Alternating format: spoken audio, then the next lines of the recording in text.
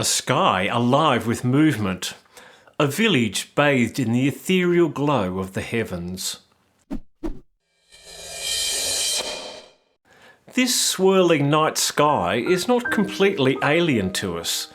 We recognise it, although we have never physically seen it like this.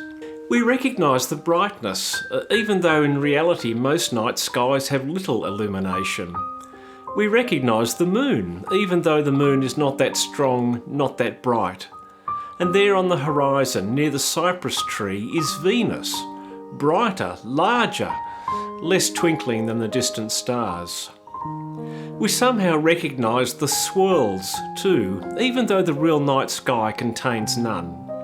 Vincent wasn't the first artist to imagine more in the night sky. Tintoretto painted the origin of the Milky Way, the most prominent feature of stars in the sky, after Greek mythology.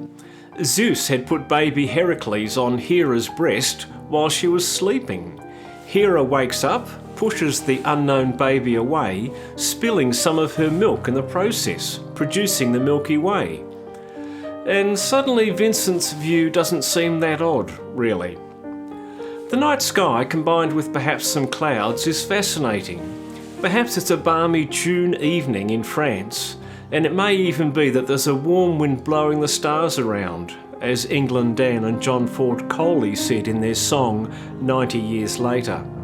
The painting is striking and attractive to us because, although it is not a strict representation, it resonates with how many of us perceive a night sky.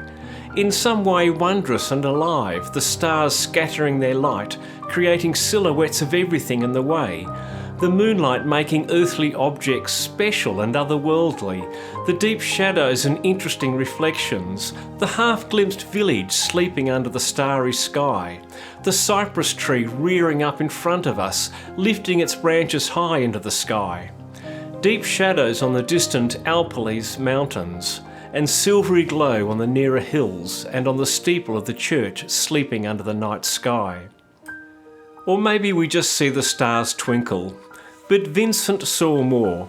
The night sky is special. It is a symphony of light and movement, a glimpse into the turning of the universe, stars wheeling over our heads, casting their illumination boldly into the deep blackness of space.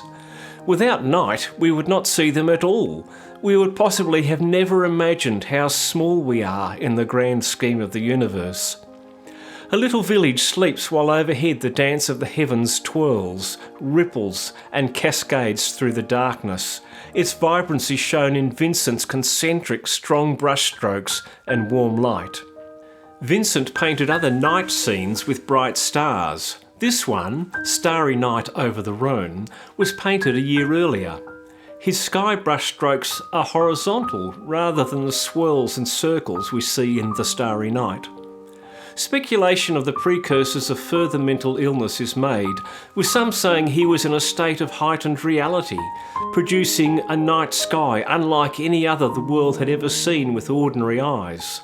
I'm not so sure. We are immediately able to identify the scene, and if it is surreal, well, lots of other artists do that too. I think he was just trying to express his wonder. Telescopic images of spiral nebula, as they were called, were already available by this time, and it is likely Vincent knew of them. Like most of his art, the painting wasn't well received in his own lifetime. As a post-impressionist, he had moved beyond the impression of a scene to trying to paint his own feelings directly onto the canvas. This moves him even further from strict representational art into works like this. It has many modern admirers, because for some of us we do see more in a night sky than a mere assemblage of objects. It affects us in some way, hard to put into words, maybe better to express it in art. As the age of photography progressed, people were at first wowed by the fact that we could strictly and accurately represent objects and light. But then we found that something was missing. Something that Vincent achieved outside of a photographic representation. He painted the effect of the night sky on him.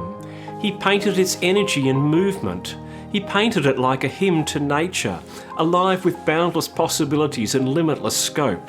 He painted its excitement and the sky's benevolent watch over the sleeping village.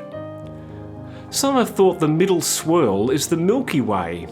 Others think it is wind blowing clouds. To me, it is simply movement.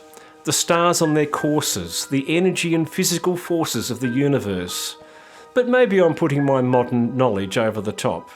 Art is allowed to affect us differently. Joining the ground to the sky is the magnificent cypress, its branches swirling and swaying in rhythm with the sky. A link between heaven and earth, its strong dark vertical anchoring us into this moving world, framing our view and joining us too to worlds beyond our own.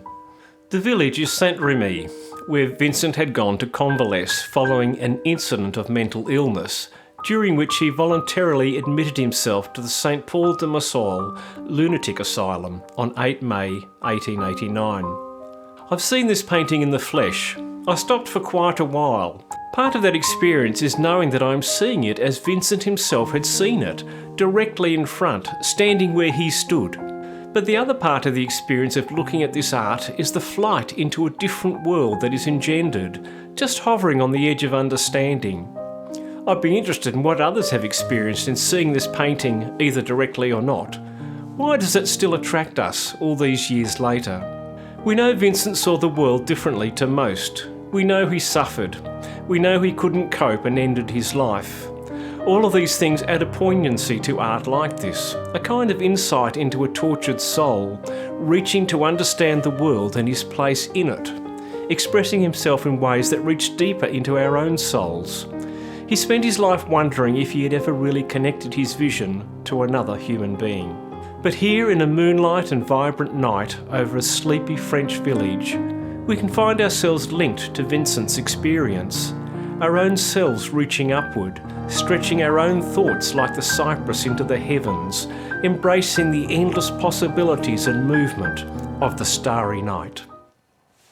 Thanks for watching.